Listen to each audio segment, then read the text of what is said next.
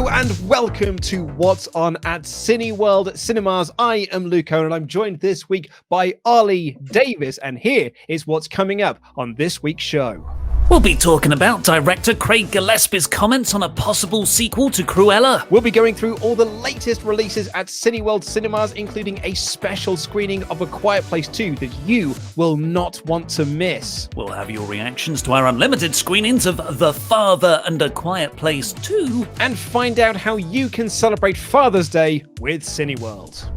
But first up, we're going to talk about this interview that Craig Gillespie, the director of Cruella, did with Collider, because it's now out in cinemas, and I think more people have managed to see the film now. I've seen the film now as well, and very much enjoyed it. I've seen that it's been... It's funny, like I was talking with Laurie last week, it got like a lot of positive reactions from critics, and now that some people have seen it, some people are like, not sure those critics really know what they're talking about on this one. But I think it's fallen into two camps, really. I think there are some who are like, this is very campy fun, and there are some people who are like, no, cinema is a serious place for serious business, and this is not how cinema should be. And I very much fall into the first camp. I had a lot of fun with it. You saying you're not a serious film lover? No, I'm a man of the people. No. That's where... Anecdotally, all my lady friends are very excited about Cruella. It seems like because these strong female leads who are very complex and they're effectively the villains. I look at Cruella and I think this is Harley Quinn, right? This is the Birds of Prey emancipation movie. And yeah, it's nice to see my lady friends essentially excited about this kind of movie, because I don't feel like it's out there that much. And I really, really had a good time with it. I thought that Emma Stone was fantastic. I thought the fashion in it was just absolutely like out of this world. Like the style of this film was just really, really lovely. And I did think to myself when it finished, I'd actually quite like to spend a bit more time in this world. I could probably go for another round of this.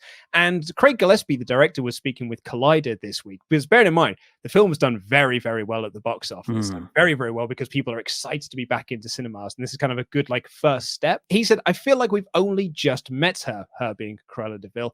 I'd love to see a full-blown Cruella, fully loaded. She's managed to get a support system around her and she can fully expand on her brand. I'd love to see where that takes her and how you could almost destroy her from inside out if she's not careful with all that power. Because I think you do need to make sure that you do address she is the baddie. She is very much the baddie of 101 Dalmatians. You can't then just be like, well, she's actually really good when you think about it. But what are you going to call it? Because the great thing about the sequel to 101 Dalmatians is you call it 102 Dalmatians. Worth making the film for that alone. Where do you put the number 2?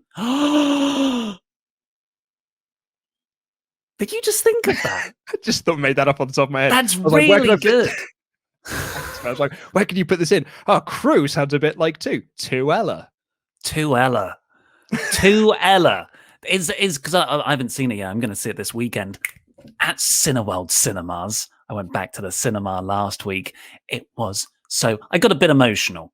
Are we going to have the 2 Emmas in Tuella? Well, I mean, if you're going to have 2 M's, yeah, I mean, we're not going to go into spoiler territory here, because for obvious reasons. We want you to go and check it out. Please do let us know what you made of the movie in the comments down below if you have seen it. But I'd love to see Emma Stone again in this role, and I won't go into spoilers on the fate of the Baroness, but yeah, I will certainly say I'd love to see more of Emma Stone in this character. And you compared this a little bit to Margot Robbie as Harley Quinn. I interviewed Margot Robbie last year about the Harley Quinn character, and said, you've played her in Suicide Squad, and then in here, and you're doing it again in the Suicide Squad. Is this a character that you could see yourself, playing for a long, long time? She was like, absolutely, because I just love this character and not playing this character. And I kind of got that impression a little bit from Emma Stone. Like, I didn't feel that she was just doing this to be a paycheck. I really got the feeling like she got this character and understood this character and wanted to make this character something special. So I think that she actually would have a lot to say about where this character would go next in sort of, the 101 Dalmatians multiverse. Are we calling it the expanded universe? It's obviously an incredibly fun role to have, Cruella, Harley Quinn, and these larger than life things that actors, you can do your serious roles, or you can go and just have so much fun with something like this. So I'd certainly like to watch her do it again, even though I've not seen the first one. But you are seeing it this weekend. I'm seeing it this weekend, yeah. But who do you think's better? Because I grew up with Glenn Close in the live action 101 and 102 Dalmatians. That's 100 and no, it's 203 Dalmatians. You nearly got in there. total. Damn it. Who do you think's better? So I'm going to go with Stone on this one. As much as I love Glenn Close's Cruella de Vil, but like she was doing like, I'm trying not to like downplay the performance that she did, because the performance she did was so good, but she was essentially just doing, here is what the character was in the animated movie, do that, but turned up to 11, be an animated character, but in real life. Like that is what Glenn Close was doing, and she did that exceptionally well. But I think Emma Stone is a more fleshed character, a more fleshed out character. So I think that allows her then to do a much better performance. I've got a pitch for the makers and producers and Craig Gillespie for Tuella. First off, you call it Tuella. Secondly, you do it as a kind of Godfather Part 2 flashback structure. So Emma Stone is your Al Pacino. I've forgotten who. No, it's Robert De Niro plays young Corleone. So she's in the the 70s or 80s, whenever Cruella one's set. She carries on that story, but you have flashbacks from older Cruella, played by Meryl Streep. But you lean in. Oh yeah, you could have Glenn Close. You could have Glenn Close, but you lean into the Devil Wears Prada feels of the fashion industry. I thought you were going to say like the opening sequence you could do of Tuella is Emma Stone is standing there in Hell House, and then all of a sudden there's a knock on the door, and Glenn Close walks in to talk about the Dalmatians initiative, and like she's the Nick Fury of this world. Yeah, that's better. Something else I saw at Cineworld Cinemas at the Unlimited screening, which we're going to talk a little bit about in a minute when we go through your reactions, is A Quiet Place 2, which I loved the first Quiet Place. So great. I mean, you were quite terrified by the film, if I recall correctly. One of the things I realized going back to the cinema last weekend was not how much better it is. It's like the church of this medium. You go in, everyone's hushed, you can really focus on the film. But so much of A Quiet Place is the sound design is fascinatingly built around silence. And you know what? My house does not have silence. So it's just like, it was infuriating. There were commercial breaks. My phone was going. I could hear the washing machine in the flat upstairs. So I almost want to go and see A Quiet Place 1 again under proper conditions. But yeah, it scared the heckins out of me. My lady partner does British Sign Language, so that they use American Sign Language in the movie. It's a lot easier to do. It's like one-handed, whereas British Sign Language is mostly two-handed. And she will do little bits from A Quiet Place in sign language to terrify me. What? It's a bit unfair. Yes. Well, it's a bit of fun. I was actually watching an interview with the brother of Millicent Simmons, and he actually learned sign language because he wanted to create like a really like authentic relationship between the two of them. They basically like, we could just teach you how to do the bits you need to do. And he's like, well, no, I want to learn all of it so we can actually create sort of like a brotherly, sisterly bond. And then she actually had some problems at an airport. I think it was a British airport, and he was like, do you understand British Sign Language? He goes, a little bit. And he's like, well, I'll translate for you as best I can. So he was able to help out. So they actually have got like a really nice relationship between them now. And I think that also helps and comes across in the movie as well. I think that shows a really holistic set, like the creative process. It's not just people turning up to do a role and move on to the next one. That is a proper labor of love. And the great thing about Quiet Place 1, it's made from Jim. made by Jim from The Office. And he just pulls out, oh yeah, here's me and my wife. We just worked on, starred in, directed, we shot it with a skeleton crew. One of the most like staggering high concept horror sci-fi movies of the last 10 years.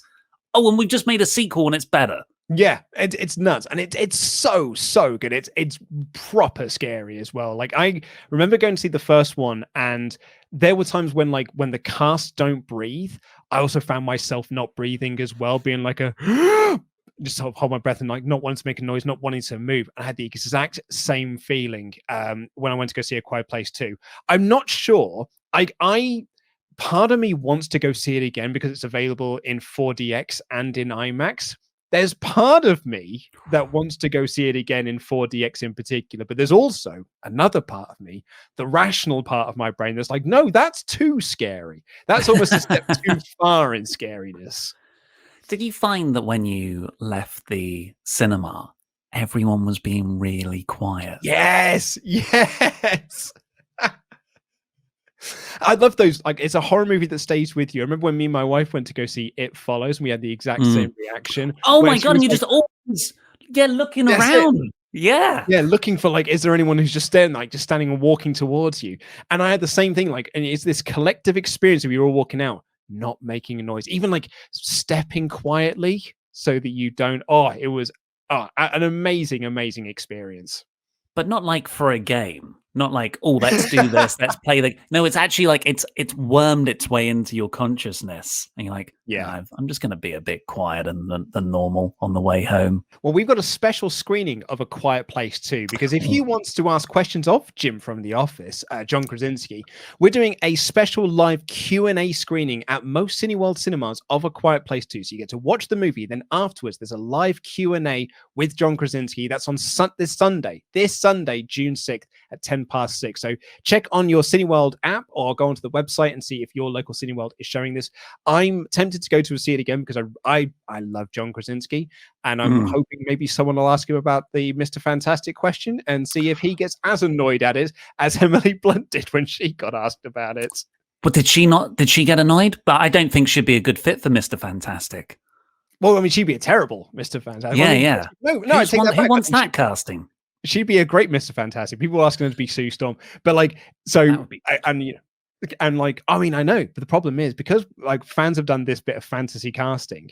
Every single critic who went to go see A Quiet Place 2 was asking her about it in the press junkets, and she eventually just snapped at one of them and was like, "I wish people would stop asking me about this, because what am I going to say? I've already answered this question 10 times today." Well, answer it again in a different way. That's what press junkets are for. If you want a bit of a lighter viewing experience and you're not quite ready for A Quiet Place 2 on 4DX, Dream Horse from Warner Brothers is on this week. So Toni Collette, Damian Lewis, Peter Davidson, Joanna Page, lovely Welsh feel-good movie based on the true story of Dream Alliance, the unlikely racehorse that was bred by this small Welsh town. They also chip in to make this a racing horse. The trailer is full of those emotional feel-good points and just being and some arousing score and all this sort of stuff. And I think it is the sort of film that I would have a bit of a tear in my eye, but I'm not sure why. Not to be confused with Warhorse. It's not a franchise thing. This is a very different movie. Are you also creating a horse MCU? So yes. There's Dream Horse, there's War Horse, and later on Seabiscuit gets asked that Seabiscuit walks in with an eye patch from the future. Dream Horse looks very, very lovely. You and I watched the trailer before we started recording this. It is one that I might go check out next week. I don't know why. I think it's because Britain has such a good tradition of those working class people banding together films. And we're so good at making that style of movie and tugging on all the right heartstrings, playing me in the perfect way. It felt a bit, maybe it's because it's set in Wales. It gave me a lot of Pride vibes, a movie which I adore. and just the community coming together in a village in Wales. Yeah, I mean, on that note, and perhaps this is a bit of a base level comparison, but the Full Monty, that sort of like working class atmosphere, Yeah. I think what we do love to see as Brits on screen is Britain being shot in a really depressing way, to be like, yeah, that is what our country is like, isn't it? Yeah, and I like, yeah, it's representative of us, the working class men. And we bought a horse, which is usually the Exactly, preserve of the rich, but we did it exactly, with socialism. It's £10 a week, you pillock, not just £10 all in. That moment in the trailer is brilliant. Like, there's a few things better than a Welsh voice saying pillock. And the other new release we've got this week is Robin Wright's film directorial debut, Land, which is about a bereaved woman who seeks out a new life off the grid in Wyoming. And like, she's so off the grid that a lad even says to her, like, what if an alien attack happens? She's like, I don't want to know about it. Like, I want to be so far off the grid, I don't want anything about anything else in the world. I don't know if this was made pre-pandemic or during pandemic, but I feel her, I feel like that sort of narrative of intense social isolation is very apt. Yeah, and I love Robin Wright as well. I think she is just terrific. And she was great in Wonder Woman in the small role that she had. And I'm glad to see her getting like this opportunity, like this, like a film directorial debut like this. And she's the lead. This is a director-driven movie. And yeah, I'm all in for that. Yeah, starring Wright. I think she wrote it, produced, directed, directorial debut, like you said. She's done TV work before, but this is her first full-length feature directing. I thought she was one of the best things in Blade Runner 2049. As that sort of grizzled captain. I thought she was awesome. So yeah, it's nice to see her out of... It was either her or Dave Bautista's glasses. The guy knows how to flesh out a character. Pop on the glasses. Love Dave. Love Big Dave more than anything, actually. No, but yeah, I think it's nice to see Robin Wright because she's so good in the sort of fantasy sci-fi films that she's been heading up recently. It's nice to see her in a very stripped back style in what seems to be, a very artistically important project to her. But if you want something a little bit different, a special one-off screening this Thursday out on the 10th of June at 7:30 p.m. Jon Bon Jovi. I'm not much of a Bon Jovi guy. My wife, on the other hand, my wife loves Jon Bon Jovi. Like, she's why wouldn't you? A couple of times. She absolutely loves Bon Jovi tracks, and I think that he's not my cup of tea. But there are a couple of tracks, like "'Cause I'm a Cowboy on a Steel Horse Out." Like, that track is awesome. The rest of it I can kind of like take or leave. But hey, if you want to go see Jon Bon Jovi, now that concerts coming back, why not go see it in a cinema instead? It's a never before seen concert that's broadcast. Like, I say broadcast, it's now been put onto film, and so you get to like experience what that would be like, particularly because it's never before seen as well. So if you are a Bon Jovi fan, like, this is the sort of thing to be right up your alley. Of course, still available to book tickets for The Conjuring, The Devil Made Me Do It, which I absolutely adored, Cruella, which I really enjoyed as well, and Peter Rabbit 2, which got the seal of approval from Laurie Blake. So I know, right? So that is a seal of approval right there. But don't just take our word for it. You all went to go see A Quiet Place 2 at the unlimited screenings at Cineworld Cinemas, and this is what you had to say. First up, Katie said, loved it, was on the edge of my seat for the majority of the film. It was very intense. The whole cast are great, especially Millicent Simmons as Regan. Daniel gave it 10 out of 10. Absolutely immersive and silent screening. Must watch 100%. You won't regret it. It makes you get inside of the minds of the cast and made it way more enjoyable than I even expected. And Graham says, honestly, made me feel like I was watching Alien or Aliens for the first time. Can I please get a part 3? Another 10 out of 10 scoring from Graham, saying, I'm very happy with this film. The other unlimited screening that we had this week was of The Father, and Nita said, oh my, what an emotional performance. So on point. To be able to take us into the mind of someone suffering dementia and the effect on those around the individual, scary and so true. Anthony Hopkins and co-stars have outdone their performances and had me in tears. I didn't get to go and see this unlimited screening. Unfortunately, I had a prior engagement. And part of me is kind of glad that I didn't, because oh my, I think this is going to leave me an absolute wreck. As someone who has had like dementia, like through in my family history, like this, it's oh man, I think this is going to make me an absolute emotional wreck when I do build up the courage to go and see it. Yeah, Anthony Hopkins, Olivia Colman.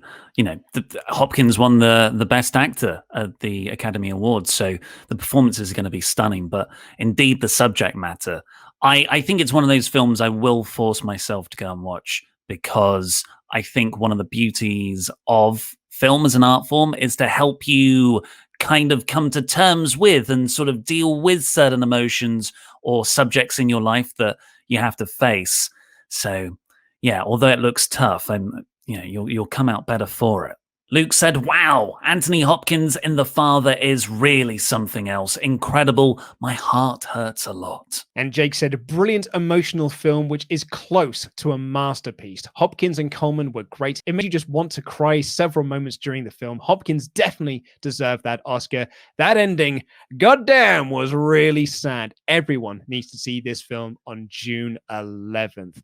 So you should go and check this out when it comes out on June 11th. But if you are looking at that list and you're like, man, I wish I could go to an unlimited screening, hey, get yourself a Cineworld Unlimited card, because we've got some cracking unlimited screenings coming up, including In the Heights on June 11th, The Hitman Bodyguard's Wife on June 12th, Supernova on June 25th, and Another Round on June 29th. But Ollie Davis, you can use that unlimited card, because I know there's one you're going to want to check out on June 7th. Bob Odenkirk's Nobody. Limited screening of that is next week. Yes, that took over Raw for a whole week. They put loads of advertisements up about it. Oh man, but Odenkirk, I listened to his interview with Conan O'Brien on his podcast, and like that, Conan is so proud of him, because he's like, you keep impressing me as a human being, because just when I think I've got Bob Odenkirk sorted, like, oh yeah, okay, you're the comedian or you're the writer. You know, Odenkirk's been on The Simpsons writing team, Saturday Night Live. He was an excellent actor in Breaking Bad as Saul. And now he's like, oh, and I'm also now an action movie star. I thought when we watched the trailers first, I think we were both of the same opinion, like, oh, it's a comedy. Nuh-uh. Yeah. This is serious John Wick style of a believable, just normal family man who is pushed to the limit to go against, violent persecutors of him. I genuinely cannot wait. I've heard really, really good things. And lastly, before we get out of here, it is Father's Day coming up soon. And what better gift to get for your father than a £25 Cineworld gift card? But hey, if you bought one of those, if you got yourself a £25 gift card before June 20th, you will receive a £5 gift card to treat yourself. So treat yourself. So if you love movies, this is an opportunity you cannot pass up. The perfect time to pick one up and check out Fast and Furious 9 on June 24th, which is the sort of film that, yeah, I would definitely take my old man to see. I don't think I'll go see The Father because the dementia thing, but I would definitely go take him to go see Fast and Furious 9. Or Nobody. It's kind of got that Nobody. Michael Douglas falling down kind of vibe. You know, I bet every dad's got that in them. You know, they just want to break and go full vigilante to defend their family. I was going to say on the vouchers there, because of course that is you'll have change, won't you, from buying your tickets. Another thing that I wasn't quite prepared for, although I totally should have been when I walked into the cinema foyer, the smell of popcorn. Mm-hmm. All those sweet, sweet delights. No salt, only sweet. I'm such a big boy. Sweet man. I'm such a big boy. I've gone full circle, where I will only have sweet popcorn. Do you not like to get a mix? I think a mix is quite nice in there sometimes, a half and half, or just salted. The sweet one's too sweet. No, I think that's a lie people tell themselves to appear more grown up. Can we get this started as like a big war? Oh, what, sweet versus sweet? Yeah. Why don't you let us know at Cineworld on Twitter? Are you sweet or are you salted? Use the hashtag what's on. Sweet. That's what's on. Salted. No, salted. That's what's on my popcorn. But that is all we've got time for on this edition of What's On at Cineworld Cinemas. You can book tickets for any of the films that we talked about today. Probably not Cruella 2, though. In the video description down below, use those links and go get yourself an unlimited card. Go get yourself a Cineworld gift card to give to your dad and enjoy cinema. Thank you so much for watching. I've been Luke Owen. That has been Ollie Davis, and that is What's On.